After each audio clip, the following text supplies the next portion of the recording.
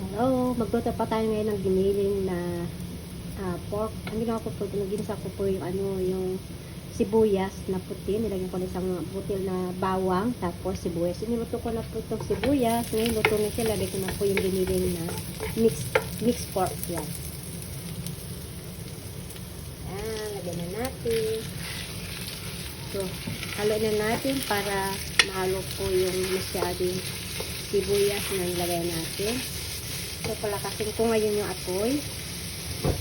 Ang ginawa ko po sa, sa minced pork, po yan, marinate ko pa ng yan, paminta, soya sauce, kaunting asukal, at saka kaunting soya sauce, ayan.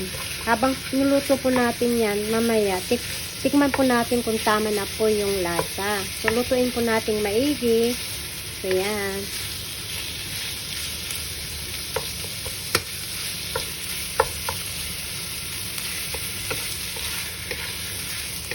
Lalagyan ko po siya ng mamaya ng dark sauce para medyo maganda po ang kulay. Yan.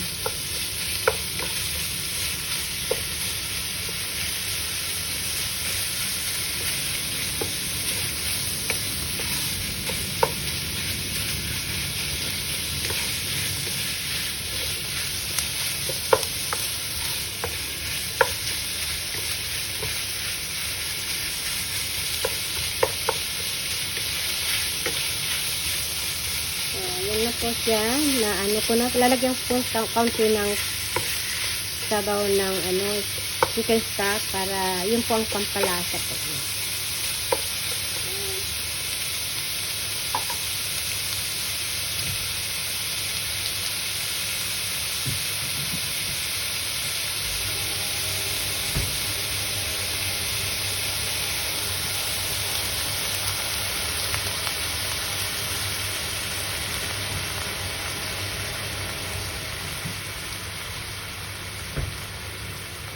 So, ngayon, halo-halo na natin. Ito, mas okay kasi yung sandok ko isa masyado, hindi siya mahalong makat na ganito. Ito, maganda. Ganyan-ganyan mo siya para maghiwalay-hiwalay po yung minced pork. Ayan. So, ngayon, lutuin na natin siyang maigi.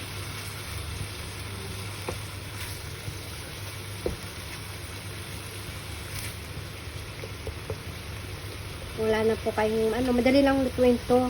Kung minsan nilalagyan nila ng green beans pero ayaw nila ng green beans, so ganito na lang, plain na lang niluto ko. Ayan. Tapos lagyan natin siya ng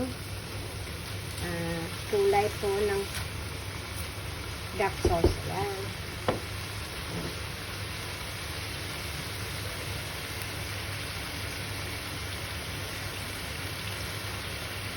So haluin na natin. Ayun na po. Ayun na po ang kulay niya, diba? Naging na siya, dark.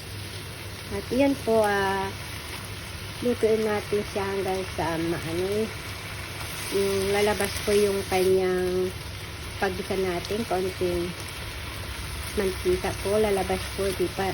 Kasi ito, giniling na, to. So, ayan.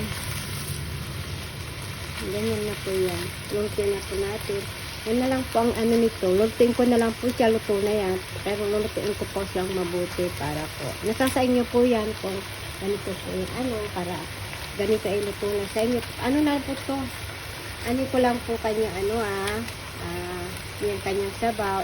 Yun lang po. Ganyan lang po ang luto niya. Yan. Yan po ang aming dinner.